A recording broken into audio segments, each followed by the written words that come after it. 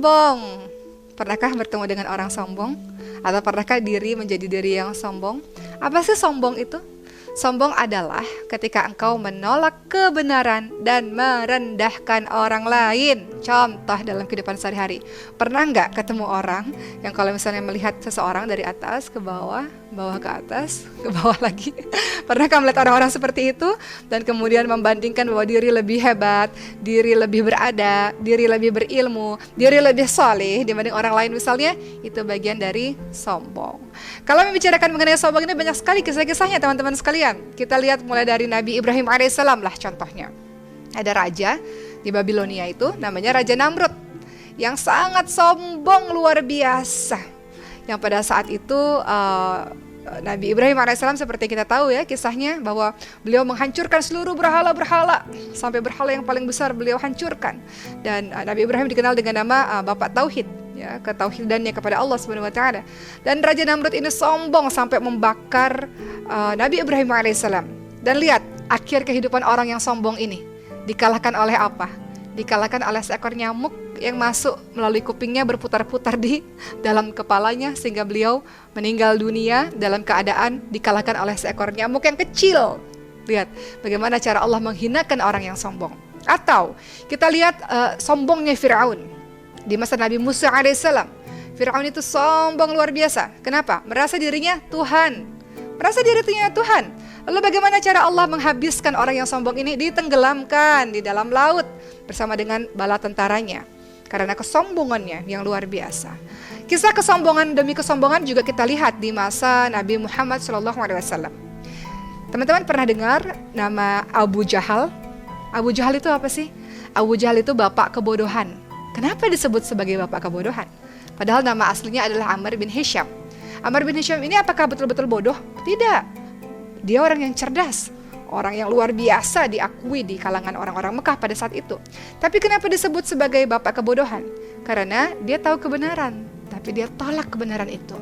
Dia tahu Al-Quran itu benar dari Allah Subhanahu wa taala, tapi dia tolak kebenaran itu. Teman-teman tahu apa yang sering dilakukan Abu Jahal? Ketika Rasulullah di rumah sedang membacakan ayat suci Al-Quran, Abu Jahal itu suka mendengarkan sebenarnya, menguping.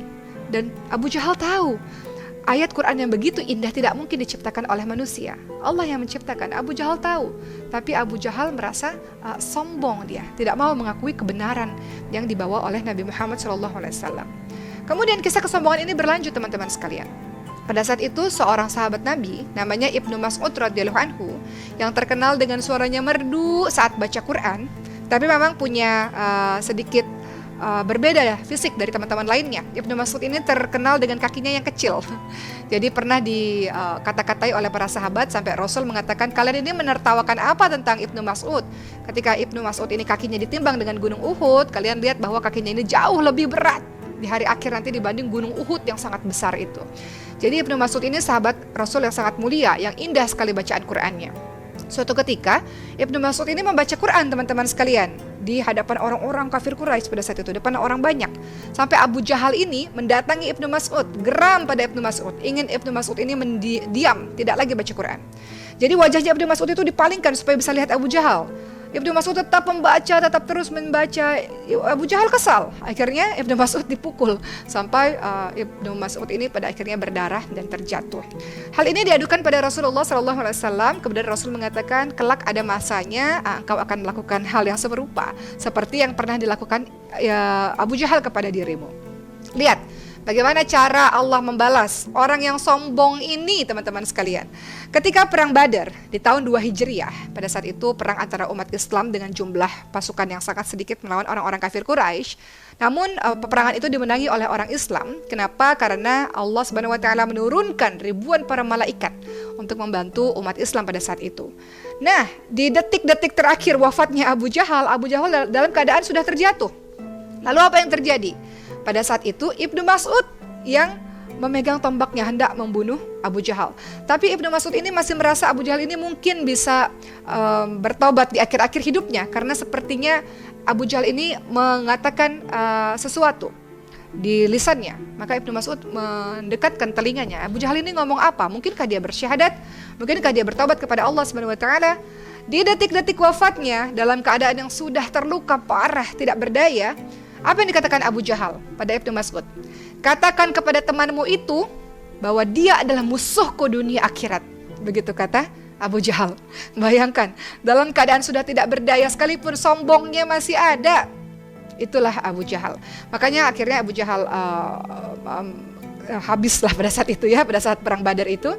Dan kemudian Rasulullah ingatkan bahwa Fir'aunnya Nabi Musa itu, di zaman yang Nabi Musa tidak ada apa-apanya dibanding Fir'aunnya masanya Nabi, yaitu Abu Jahal, yang luar biasa sombongnya sampai akhir hidupnya.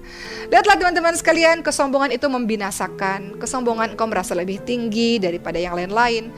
Seharusnya kita berpikir, sombong itu untuk apa? Ilmu yang engkau miliki, kepintaran yang engkau miliki, sejatinya dari Allah, bukan dari dirimu sendiri. Seandainya tiba-tiba engkau pintar, tiba-tiba dengan mudah Allah buat engkau jatuh, kecelakaan, amnesia misalnya, hilanglah kepandaianmu. Atau engkau berharta, apa yang kau sombongkan dengan harta kekayaanmu? Sombong dengan rumah yang megah, mobil yang mewah, tas-tas yang sangat mahal, berlian yang berjajaran. Kekayaan dari Allah. Besok hari tiba-tiba Allah kasih kebakaran, langsung habis semua harta-hartamu. Bukankah kekayaan itu milik Allah Subhanahu wa taala? Sama seperti kisahnya Qorun dalam Al-Qur'an. Teman-teman pernah baca kisah Qorun? Qorun itu tadinya miskin, minta kepada Nabi Musa alaihissalam, wahai Nabi, doalah pada Allah Nabi supaya aku ini kaya, bosan aku hidup miskin. Kemudian Qorun dibuat kaya oleh Allah Subhanahu wa taala. Setelah kaya, sombong, memamerkan kekayaannya di depan para masyarakat, memamerkan kekayaannya di depan orang banyak, berjalan dia di tengah-tengah orang dengan pakaiannya yang mewah, dengan pegawai-pegawainya atau pengawalnya yang banyak. Dan kemudian dia katakan, semua kehebatanku, kepintaranku, kekayaanku ini karena diriku sendiri. Begitu kata Qorun. Lihat bagaimana cara Allah Subhanahu wa taala membinasakan Qorun, langsung dibenamkan harta dan dirinya ke dalam tanah karena kesombongannya yang sangat luar biasa. Apa yang kita sombongkan teman-teman sekalian? Kalau kita dengar ya, ada pepatah, padi semakin berisi semakin merunduk. Biasanya orang yang berilmu, orang yang luar biasa, semakin berisi semakin tawadhu dia. Tapi biasanya orang-orang yang baru, contoh misalnya OKB, orang kaya baru gitu misalnya ya, kaget dengan kekayaannya, sombong misalnya. Dan kita gak mau jadi orang-orang yang seperti itu. Atau kaget dengan sesuatu yang tiba-tiba membuat dia hebat, sombong. Dan kita gak mau jadi orang-orang seperti itu. Karena dengan mudah Allah bisa membalikkan keadaan orang tersebut. Makanya ada kalimat juga dalam bahasa Inggris ya, don't judge book by its cover. Jangan pernah ngelihat orang tuh dari penampilan aja. Teman-teman pernah nggak ketemu sama orang lain, begitu ngeliat penampilan, kemudian merasa direndahkan? Ya jangan, bisa saja orang seperti itu justru lebih hebat dibanding dengan dirimu. Mungkin amal solihnya lebih banyak, tahajudnya lebih banyak, baca Qur'annya lebih banyak dibanding dengan dirimu. Jadi nggak boleh kita sekali-kali menjadi orang yang sombong. Kalau kita lihat firman Allah Subhanahu wa taala teman-teman sekalian dalam surah Luqman ayat ke-18 sampai ayat ke-19, ini ayat yang berkenaan untuk menjadi pribadi yang tawadhu, tidak menjadi orang-orang yang sombong. Apa kata Allah Subhanahu wa taala? A'udzu billahi minasy syaithanir rajim. Bismillahirrahmanirrahim. Wa la tus'ir khaddaka lin-nasi wa la tamshi fil ardi marha. Innallaha la yuhibbu kulla mukhtalin fakhur. وقصد في مشيك واغضض من صوتك إن أنكر الأصوات لصوت الحمير. Apa kata Allah Subhanahu wa taala? Allah berfirman, dan janganlah kamu memalingkan wajah dari manusia karena sombong, dan janganlah berjalan di muka bumi ini dengan angkuh. Sungguh Allah Subhanahu wa taala tidak menyukai orang-orang yang sombong dan membanggakan diri.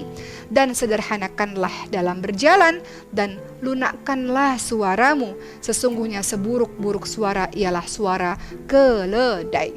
Itu kata Allah Subhanahu wa taala, kita enggak boleh memalingkan wajah dengan sombong, jangan jalan dengan sombong, jangan meninggi-ninggikan. Ciri-ciri orang sombong apa? Berbicara terus-menerus tentang dirinya, meninggikan dirinya terus-menerus. Percayalah, berlian walaupun dilumur sekalipun tetap jadi berlian. Engkau tidak perlu meninggikan dirimu, tidak perlu show off tentang dirimu. Kalau engkau berlian, orang lain tahu engkau berlian pada suatu hari nanti, teman-teman sekalian. Dan jangan sekali-kali kalau kita lihat case dalam kehidupan kita ya, ada yang mengatakan, kalau aku tidak sekolahkan dia pasti nggak jadi apa-apa. Dia bisa jadi orang hebat karena saya. Betulkah begitu teman-teman sekalian? Pernah mengalami kejadian itu? Atau pernah mendengar ada orang yang seperti itu? Hai orang-orang sombong, ketahuilah, kalau engkau tidak bantu dia, memang Allah takdirkan dia jadi orang berhasil. Kalau seandainya engkau tidak sedekah padanya, kalau seandainya engkau tidak membiayai sekolahnya, Allah akan kirimkan orang lain untuk membiayai sekolahnya hingga dia jadi orang berhasil. Begitulah teman-teman sekalian. Jadi mudah-mudahan semua kisah yang saya ceritakan pada hari ini membuat kita banyak beristighfar kepada Allah Subhanahu wa taala. Mungkin saya atau kita semua pernah terjebak dalam rasa sombong, merasa diri lebih baik, merasa diri lebih hebat. Tapi mudah-mudahan Allah menuntun kita untuk menjadi pribadi-pribadi yang tawadhu. Dan kalau kita lihat orang-orang yang sombong di luar sana, maka doakan dia. Semoga insyaallah Allah berikan hidayah kepadanya, karena kesombongan itu sesungguhnya akan mencelakakan dirinya. Termasuk bagian dari sombong adalah kalau engkau merasa engkau lebih salih dibanding yang lain.